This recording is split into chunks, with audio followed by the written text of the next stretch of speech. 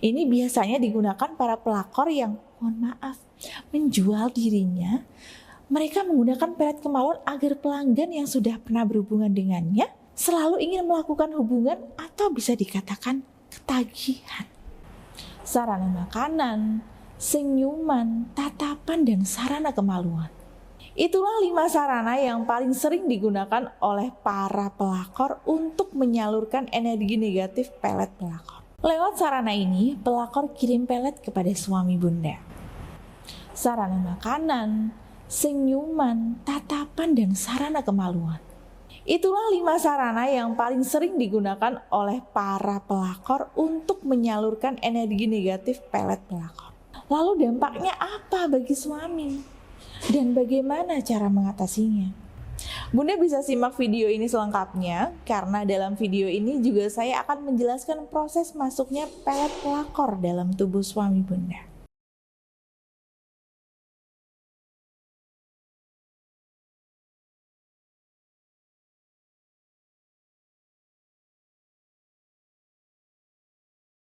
Jadi, sebelum saya menjelaskan lebih detail, saya mau menceritakan sedikit tentang kejadian yang dialami klien saya yang juga masih berkaitan dengan pelet pelakor. Jadi klien saya yang kemarin konsultasi dan buka aura langsung, beliau menceritakan bahwa beliau curiga suaminya terkena gangguan pelet dari pelakor.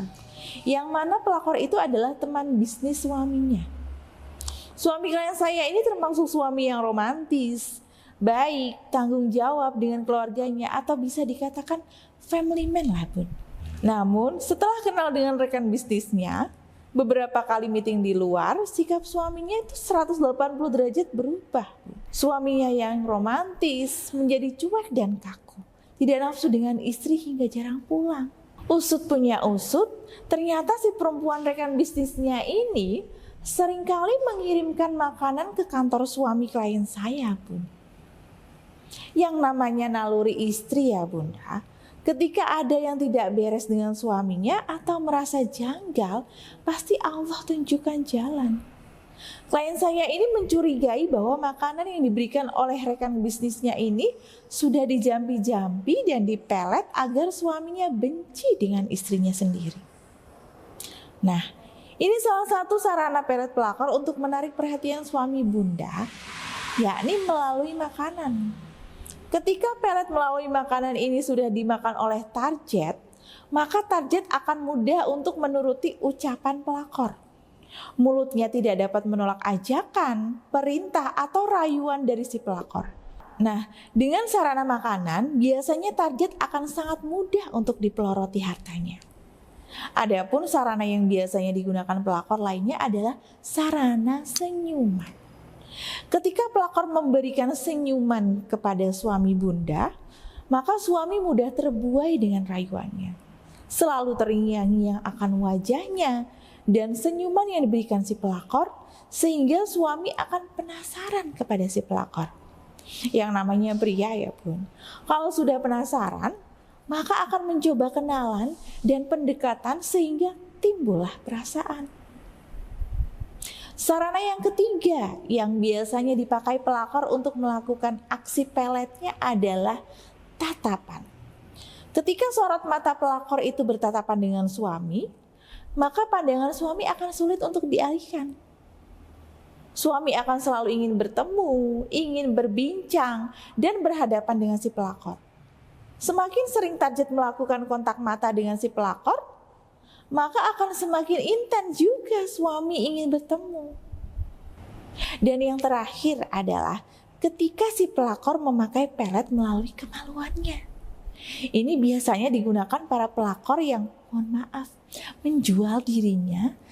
Mereka menggunakan pelet kemaluan agar pelanggan yang sudah pernah berhubungan dengannya selalu ingin melakukan hubungan atau bisa dikatakan ketagihan.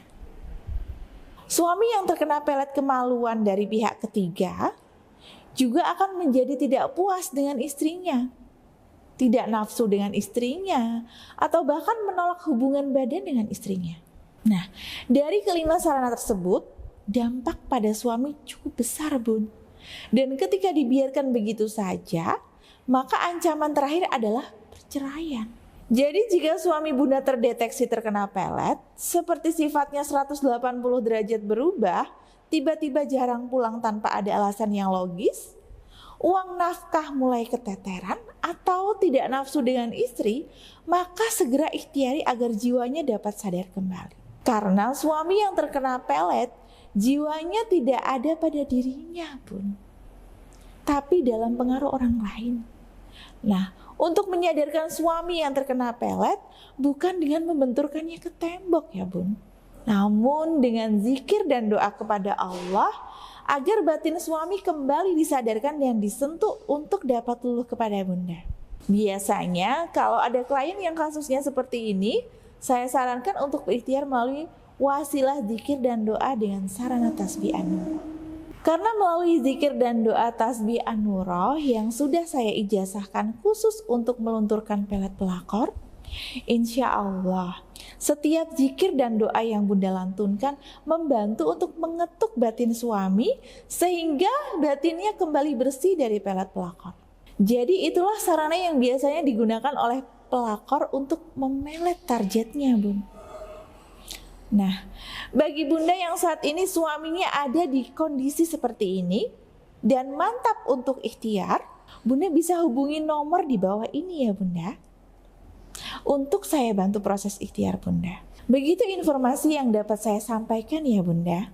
Jika video ini bermanfaat bagi Bunda, Bunda bisa subscribe, like, atau komen dan share agar manfaatnya tidak berhenti pada Bunda.